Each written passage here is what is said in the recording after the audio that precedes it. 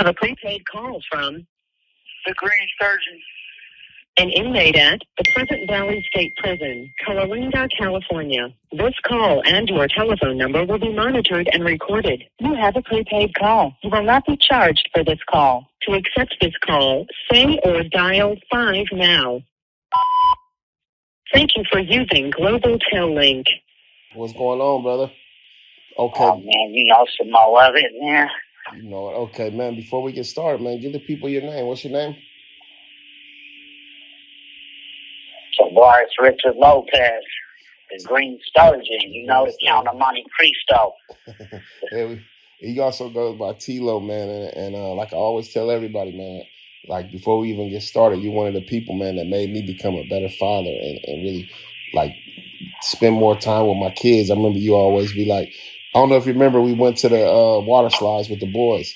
You're like, man, get the kids, man, we go out to the water park, man. Let's oh, man. Definitely. That's a monumental memory in my memory bank, man. We had a blast just seeing the kids getting it inside. Yeah, man. You know it, man. You know know it.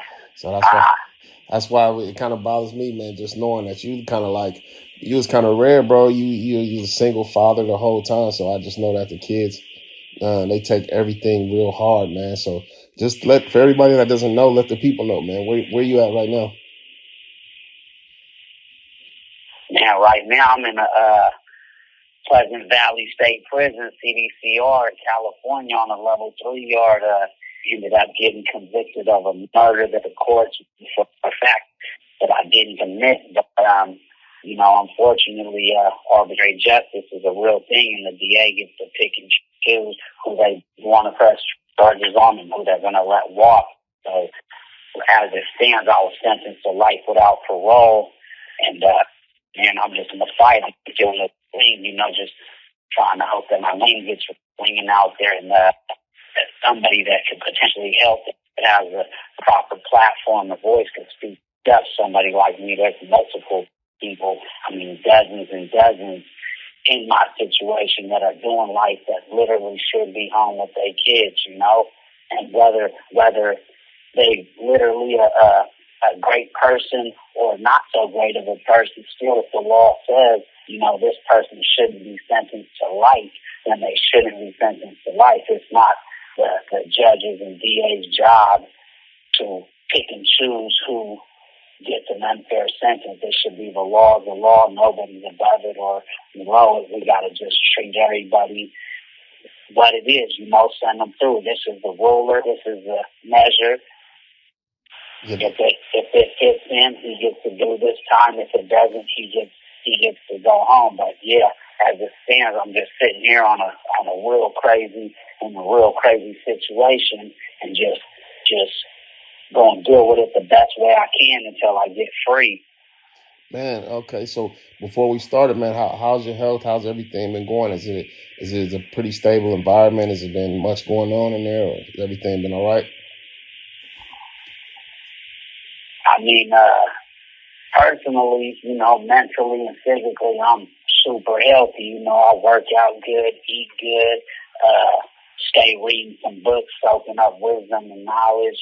But, you know, the environment definitely can allow your environment to determine where you're at in your mind and in your heart. But it is a pretty wild environment. You know, there's definitely the smallest little thing dealt with violence when it comes to anything. When you determine who's right or wrong in the situation and how it needs to be dealt with, it's dealt with violence, you know. And the officers or whatnot understand that, and they just stay out of it as much as they could. But folks are getting stabbed down, folks are getting mollywopped, as in 2-on-1, 3-on-1, and there's a lot of violence around this place. And even if you have nothing to do with living a violent life, you have to adapt one way or the other, or you're going to catch yourself in a predicament where folks is looking at you like you're the soft wolf, and a wolf pack rocks in the unit, and they'll eat each other up if need be as soon as they single out somebody that's weak. So I'm in that sort of situation. I mean, I've always been a lone lion, but you know what it is, man. It's an unfortunate situation where you just have to adapt and live it up as tough as you could and extract every bit of joy out of the day without letting your environment take control of where you're at in your mind. Okay, man, I can dig it. So tell me this, how long have you been incarcerated at this point? At this point, I've been down since 2016, February 2nd. So I've been down 7 years and some odd little change. 7 years in the county, and then right around that 7-year mark was I got sentenced, and a week later the bus was there to pick me up to get me up out of that county. So I've been in the prison system now for I'd say about 3 months, maybe 3.5.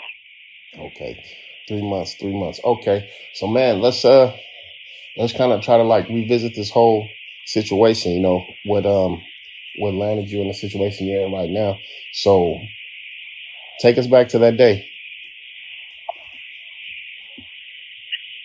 All right. Well, a few days before my arrest, 2016, February 2nd or 3rd, it was. Keeping it honest with folks, man, I lived a wild lifestyle, and I was in a position where I'm chipped up and everything's good. I'm growing a lot of weed.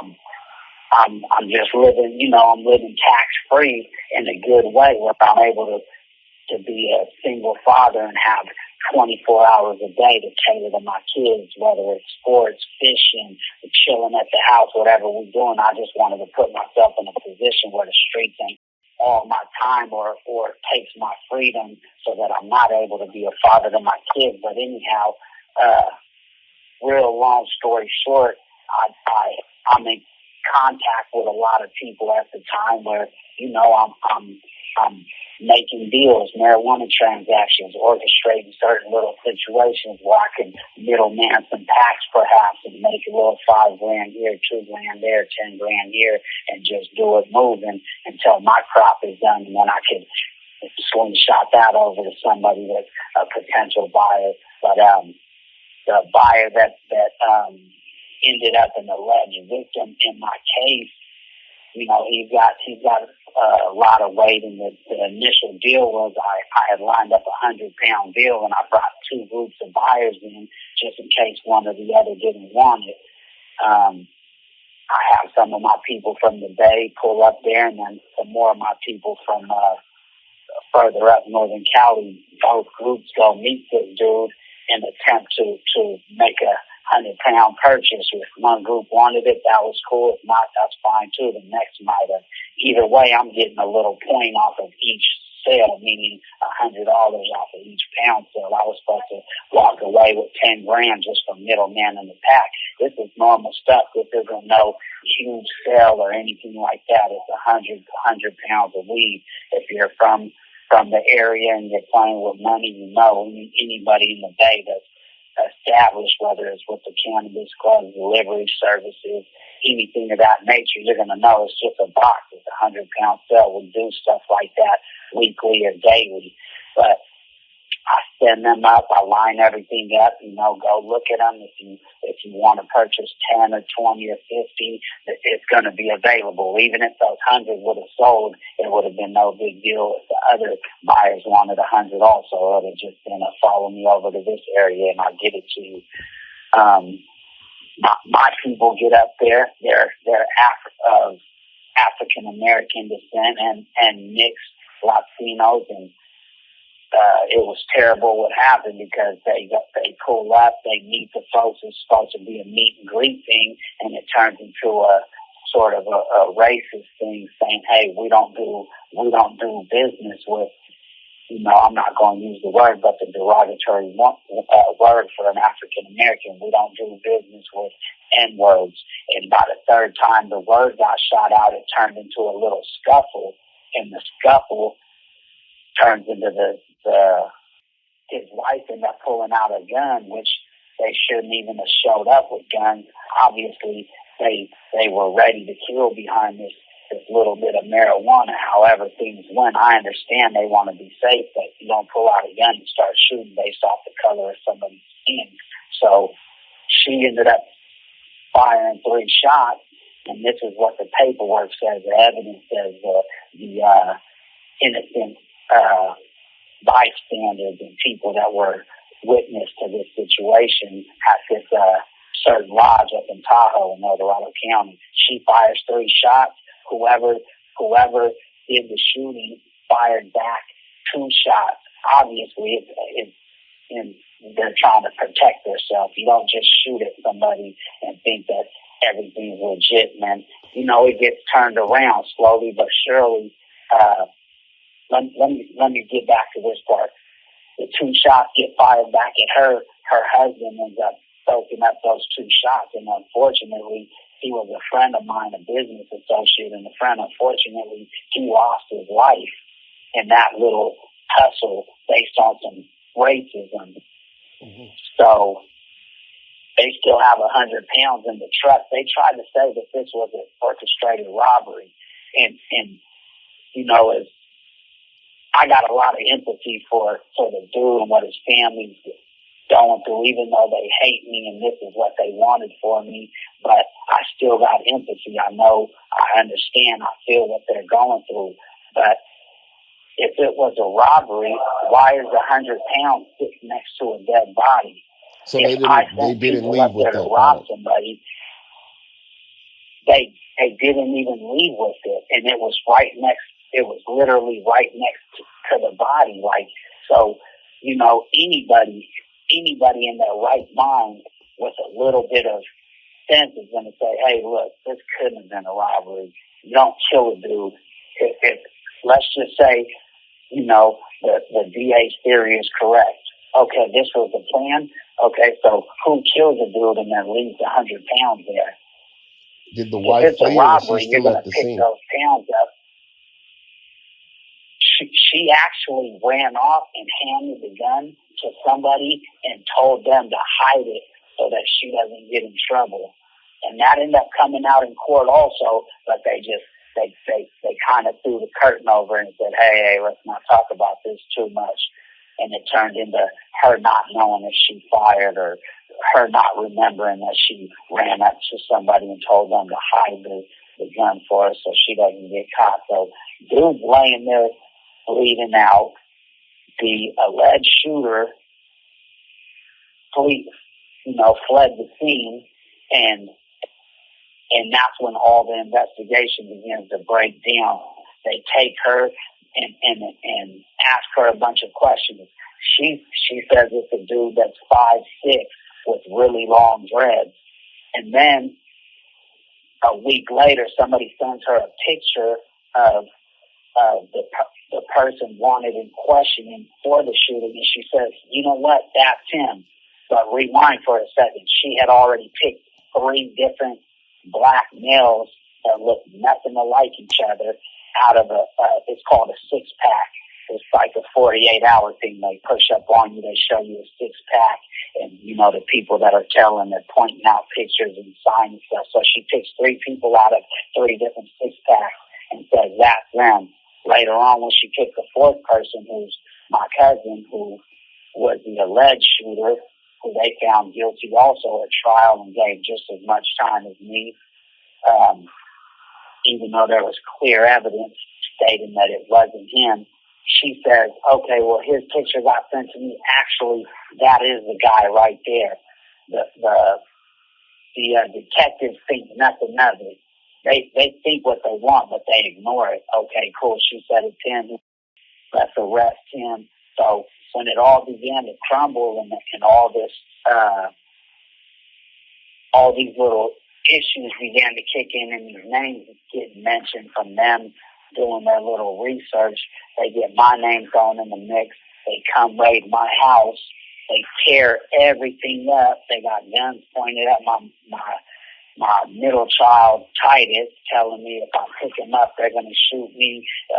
They're barking out different orders to try to confuse me. Pick him up. No, don't pick him up. We're going to shoot you. Do this, do that. And it turns into you can just imagine. People watch a lot of TV. Some of the craziest things you think is just TV. Actually, it happens in real life. So I'm caught up in the middle of this. I'm going to have to put it on pause and call you right back. My door's popping open for these little trays they bring in. Dang, okay. So Yeah, my bad. They brought y'all some food. What they bring you today? Oh, man, look, I just had to slide on them. My door popped. They handed me two trays. I'm in here on the solo. Usually I turn these trays down, but it was chicken on the bone. Pimp, the Mac God came through and said, here you go. Man, I had to slide them 2 pieces of chicken and put the rest of the trays on the floor over there by the door. So, I'm on in a minute after this. I'm going to go ahead and make me some Jamaican jerk seasoned rice with some onions and garlic and some player stuff. Don't get it twisted. I'll be putting it together in here. Ain't no spreads around here. Player eating like I'm at a 5-star. I'm in a little cell, but it's like I'm at the French Laundry. How you getting it in? You getting it in. Okay, Dang, man. So let's pick up where we left off. So she basically fired 3 shots. The alleged shooter fired 2 shots. The victim is deceased on the ground. Did he die on the spot? Yeah, he basically bled out. He didn't die from like a bullet hitting a vital organ. He died from sitting there bleeding. The cops are on the scene. The cop even admits to, of course, I'm not going to blame it on him, but it's like, hey, you pulled up to the spot. You could have saved this dude's life. You admitted you seen him laying there. Somebody had a blanket on his chest, and you just walked around the lodge looking for suspects. Why didn't you put him in the back of your car and get him to the hospital? He died from loss of blood. If he'd have been rushed to the hospital, it could have potentially saved his life. But so he's down there bleeding out. The girl that shot is trying to hide the gun, even though her dude had a gun and he had a gun. The 100 pounds are sitting there, so obviously there's no robbery, or they would have just grabbed the 100 pounds and left with it. Okay, because that would be what they had came for. And then they come to do legit business. Yeah, things exactly. Go left. Come to do some good business, regular business. Yeah, and get out of the whole business plan turns into a fight and then gunfight based off of these N-words and this weird out-of-pocket stuff that you don't come in contact with that too much when it comes to something like this. My cousin showed up thinking everything was perfectly fine. Like, man, this is my big cousin. He does this type of stuff on the weekly. He's serving 50, 100s, 200s, a few boxes at a time, whatever. This is somebody who he's established a business relationship with. So he shows up comfortable. He doesn't think nothing other than, I'm just going to jump out, walk up, and introduce myself, and then we'll do some business. And it backfires on him, and he ends up getting shot at based on being upset about being called the N-word multiple times. Yeah, I can see how tempers would flare from something like that. So tell me this: have you and the victim have had previous business that was successful? Yeah, plenty of them. I met the dude about a year back, and you know how quickly you could get acquainted when it comes to being in a business relationship.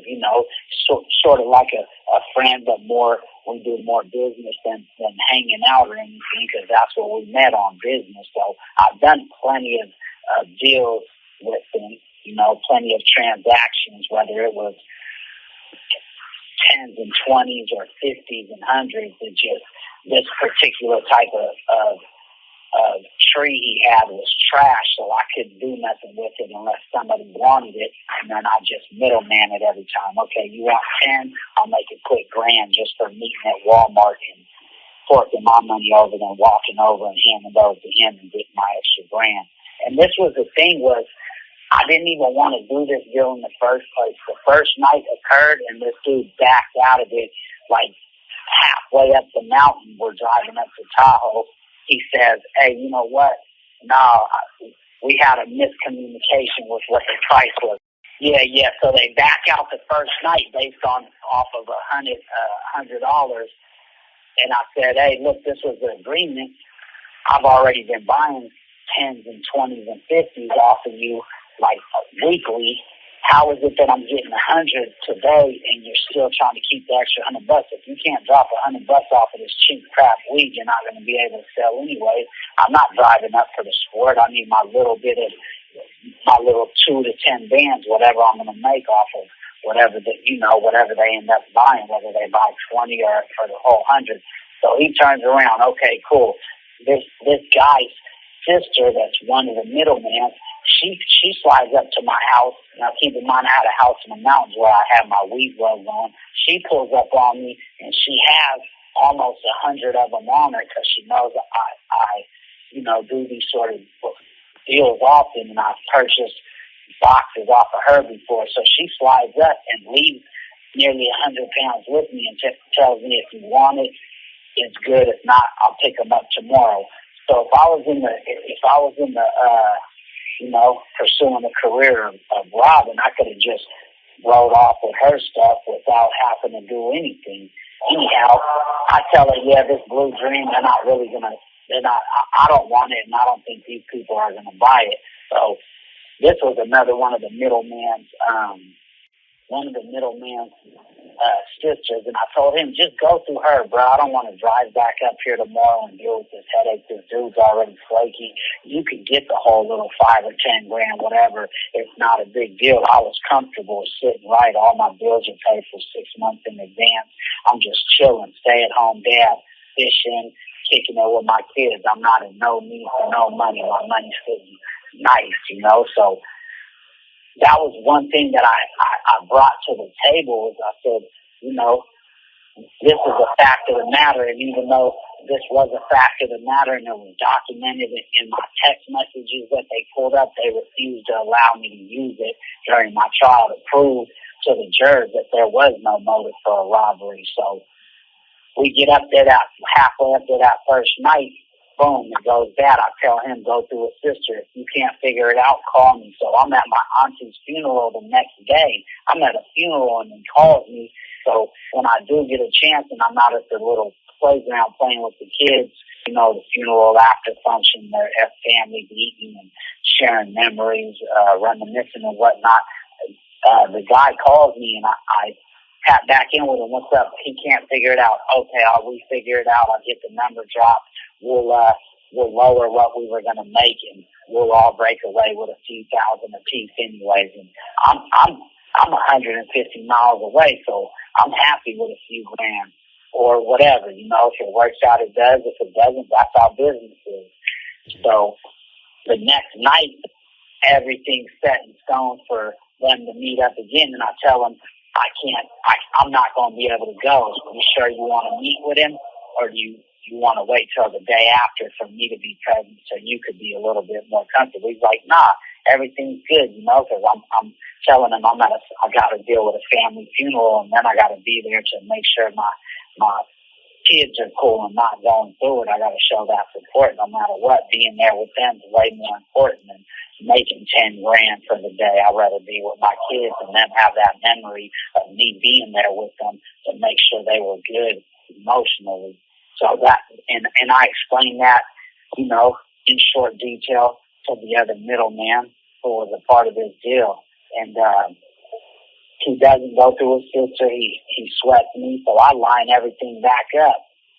And it turns into what we already went over. It turned into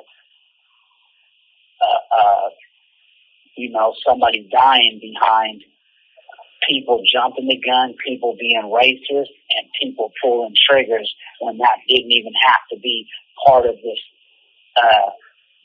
night, this deal, this situation. And it happens more often than not. You could turn the news on tonight, and it's going to be something that happened. Any night you could turn it on. Cops are killing innocent people because they're spooked or they're racist or whatever it may be.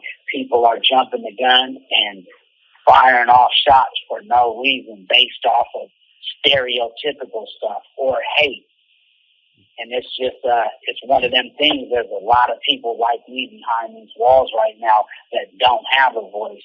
My voice is right here. Thank God that I have a friend like you that's on this path. My voice is a pen and paper that ultimately doesn't get heard unless somebody really has some empathy or some sort of serious interest in the case.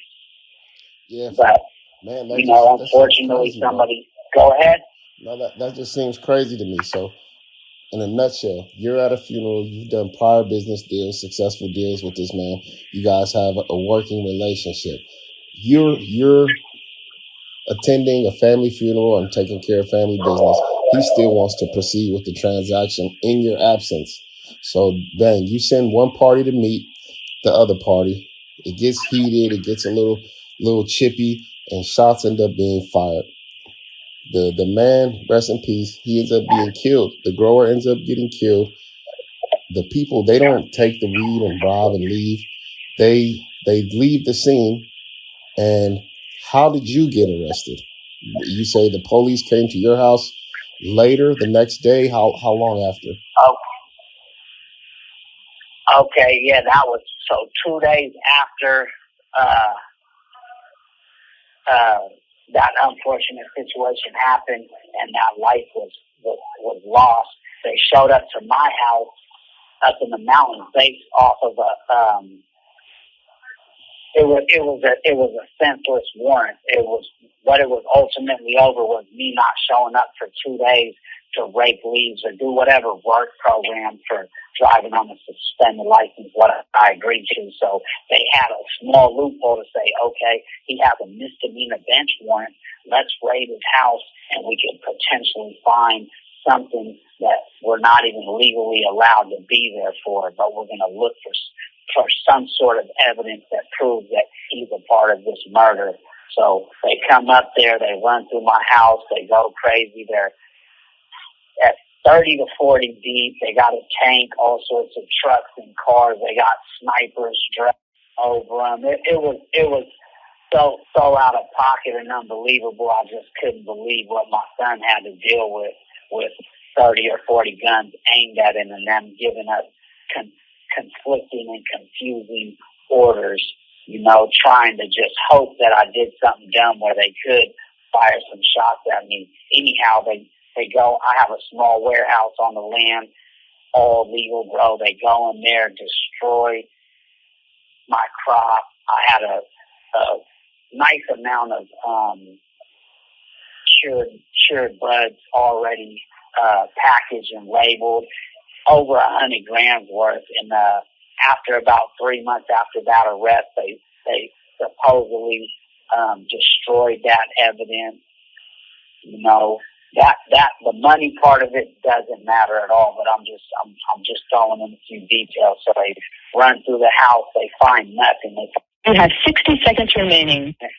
Some marijuana, and then they arrest me, they book me. I'm thinking they're booking me for a murder because they pestered me for hours. Even after I told them I wanted a lawyer, they still just continued to pester me and threaten me with CPS and this, that, and the other, even though there was no reason they could even possibly call CPS, because it's like, what my son have access to? My house is squeaky clean. Did he have access to the Windex under the sink, or was it a steak knife in the drawer?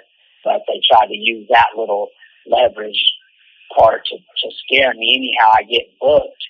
They don't charge me with the murder. They charge me with a firearm and manufacturing, and they still give me nearly $1 million bond, which was illegal at the time. They were trying to figure out a way to hold me so they can potentially charge me with the murder. They kind of had suspicion you had something to do with this due to the wife and things of that nature, and maybe through call logs and things like that. So they come to your house, they arrest you on an unrelated warrant. They go through your stuff, seize some property, maybe some cash, and that's where we're at. So pick up from right there. Okay, and then so I get booked. I'm thinking they're going to charge me with this murder. They've been hounding me, trying to figure out a way to they're playing the good cop, bad cop. Eventually, they get mad at me because I have nothing for them, So they booked me into this jail, and the first day I had $150,000 bill. I'm like, yeah, this is no big deal. I'll be out in and by the time they process the paperwork, the bail's bombs in. And then they say, no, actually, you got to hold a probation hold. That's informal probation. You don't even have a probation officer to have any sort of say-so of probation hold. So that was one illegal thing. The second thing was 2 days later, I went to court because they have 72 hours to arraign you. So they slide me up in there, and then they say, okay, well, your bail's $900,000 now. My lawyer says, hey, how is that? Legally, you can only give them $110,000 bail. So we fight for 3 months. Like, hey, we want the $100,000 bail. What's legal? You can't just pull numbers out of a hat to it. And this was the thing. The DA told him, do not let this guy out, and do not grant him bail. We're trying to find a way to charge him with murder. So the judge goes ahead and says, okay, well, I'm keeping this bail as his.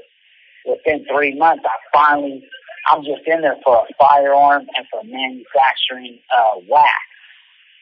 So I'm trying to figure out a way how not to waste $50,000 off of forking it over to a bail bond, and on top of the other money that's going to come with it, because nearly $1 million, you're going to have to cash them out $100,000 at the end of the day, whether it's payments or up front. So, boom, I get it knocked down to $500,000, which is still an illegal bail. That's 3 months in. My mom is at a Warriors game. So she's like, son, you want me to just pull up there right now? I'm like, nah, no big deal. I'll wait till the morning. I already been here for 90 days. Another day ain't going to hurt. You guys enjoy the Warriors game. Come get me in the morning. I got everything lined up to pay the bills, bomb in, and get out on $500,000. At 6 o'clock, I called back just to make sure that my bail fully cleared.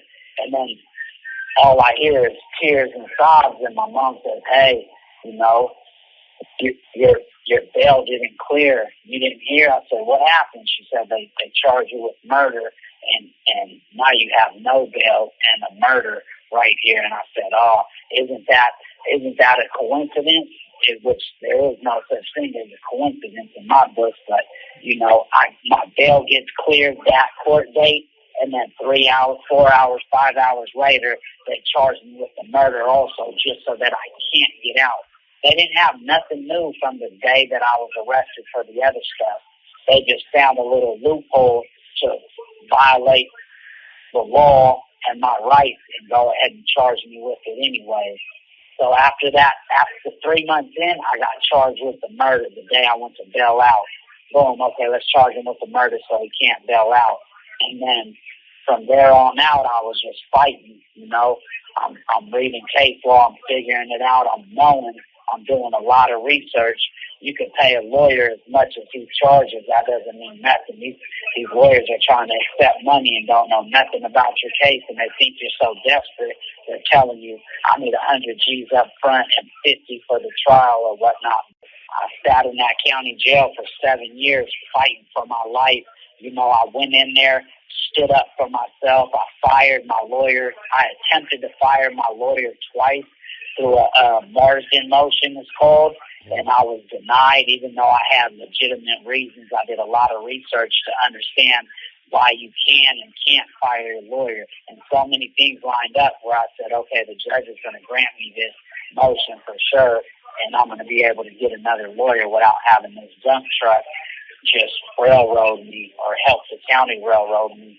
And I was denied those two things. Then I hired a lawyer out of L.A., gave him $40,000, and 2 weeks later there was a conflict of interest, so they couldn't represent me no more. So then they give me back the same lawyer that I already attempted to fire, and then had another lawyer step in and fire him. So you could just imagine the type of feelings this guy already had towards me, even though they say, oh, they're not allowed to do that. Hey, we're all human beings.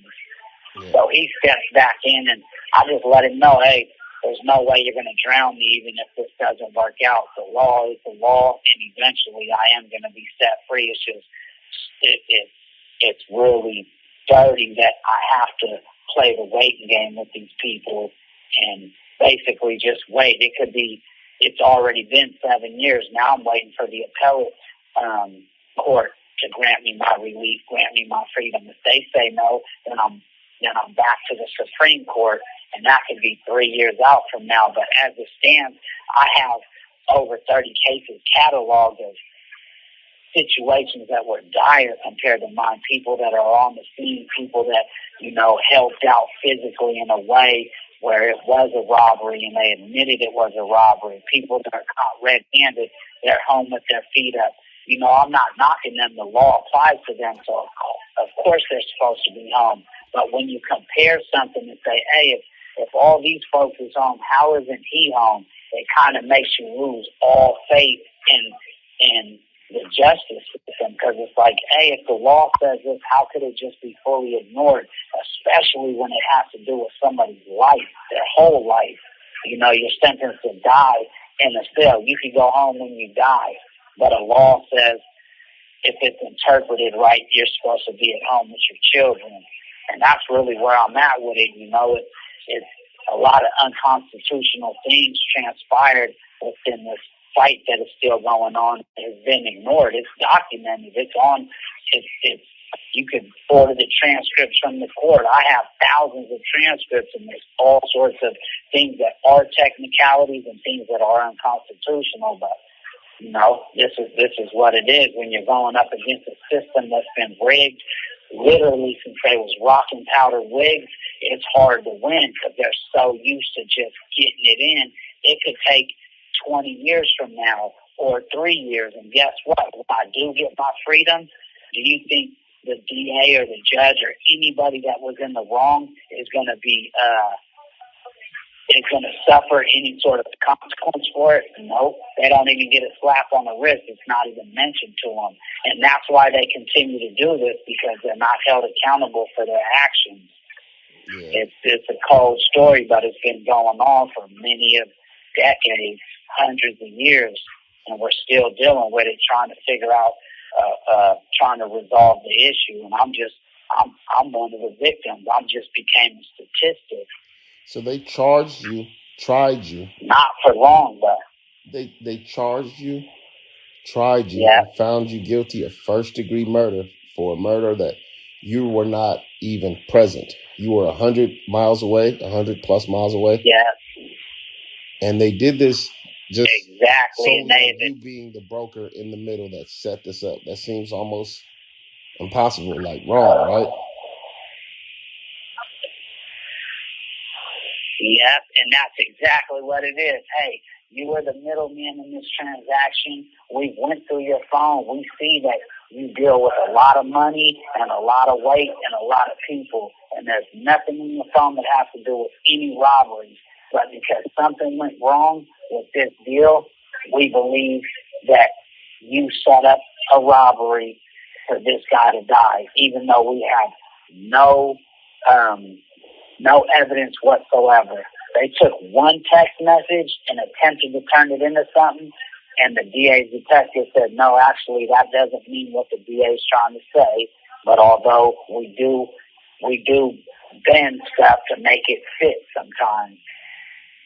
And, that's where we at right now, Look, an innocent cell dweller just chilling here hoping I get my freedom. And it's not so I can touch back down and get money and do this and that. It's, hey, man, my kids was rooted up out of some good soil they was deeply rooted into. They don't know nothing without, they got great lives right now. Thank God they got good mothers and they have everything they want. But, having a father, they'll trade in everything quickly to have their dad back, and it hurts. I just got to hug him for the first time in 7 years. We had a contact visit, and it was unreal just being able to hug my kids. I don't even believe in anxiety, but I literally was full of anxiety while I sat there. I didn't even know kind of what to say to them for the first few minutes, other than I'm shaking their hand and giving them hugs, and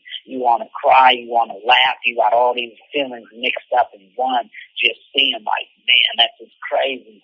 When I left, two of my younger sons was just little tiny dudes, and then my oldest son was 10 years old. Now My oldest son, Tavares, about an inch taller than me, probably got 5 pounds on me.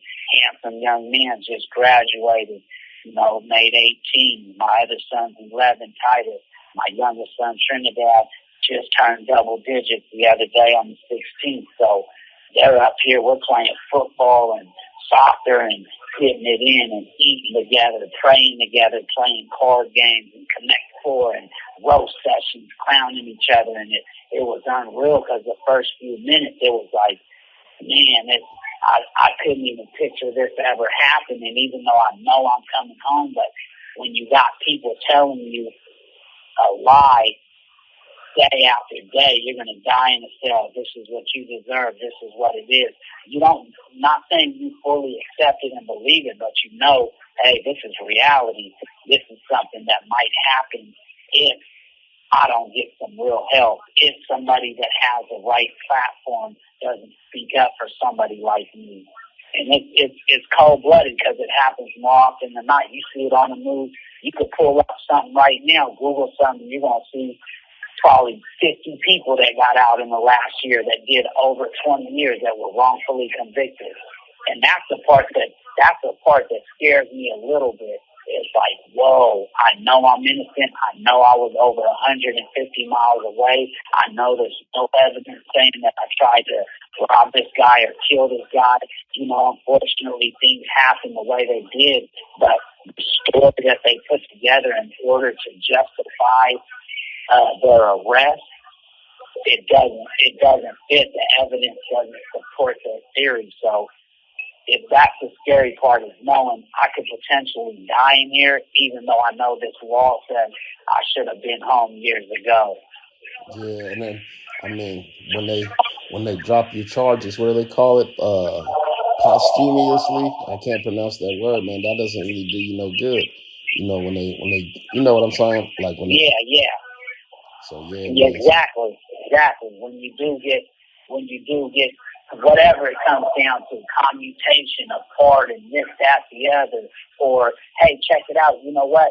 We did mess up. Could you sign right here saying you won't sue us and you could leave today? Yeah. That's what one of my co-defendants was promised. Here, sign right here saying you won't sue us and you agree to time served and you're guilty. Who when they write my name? He said, all right, I'll sign right there. I can go home right now. And I just got to say, okay, yeah, you get to hit me. That's why he pushed that line he did, the DA, I'm speaking to him, because he gave me an opportunity, not really an opportunity, but he laid out a situation where I could have did some snitch stuff and said, well, if you don't do this, you're going to die in prison, and that's your only option. I said, well, I don't got nothing I could tell you.